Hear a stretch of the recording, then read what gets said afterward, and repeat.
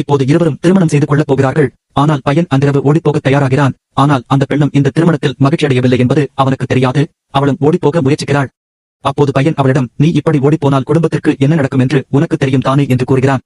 ஆனால் அந்த பெண் அவருடைய துணிப்பையை பார்த்ததும் அவனும் திருமணம் செய்து கொள்ள விரும்பவில்லை என்பதையும் ஓடிப்போக முயற்சிக்கிறான் என்பதையும் புரிந்து கொள்கிறாள்.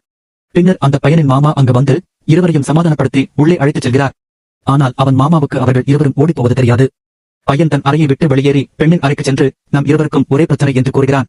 நாம் இருவரும் திருமணம் செய்து கொள்ள விரும்பவில்லை, என் நண்பர் வருவான், அவரிடம் சொல்வேன். அந்த பெண் திருமணம் செய்து கொள்ள விரும்பவில்லை என்று குடும்ப உறுப்பினர்களிடம் கூறிவிடு, அதனால்தான் அவள் இங்கிருந்து ஓடிவிட்டாள். ஆனால் அந்த பெண் அவனிடம், நான் முன்பு ஓடிப்போக நினைத்தேன், ஆனால் இப்போது என்னால் இதை செய்ய முடியாது, ஏனென்றால் என் குடும்பத்தின் மரியாதை போய்விடும், நீங்களும் அதே சூழ்நிலையில் இருக்கிறீர்கள் என்று கூறுகிறாள். அவன் சிக்கிக் கொள்கிறான். பிறகு அவன் அந்த பெண்ணிடம் கூறுகிறான், நான் இன்னொரு பெண்ணை காதலிக்கிறேன், அதனால்தான் நான் உன்னை திருமணம் செய்து கொள்ள விரும்பவில்லை. பின்னர் அவனது காதல் கதையை சொல்ல ஆரம்பிக்கிறான்.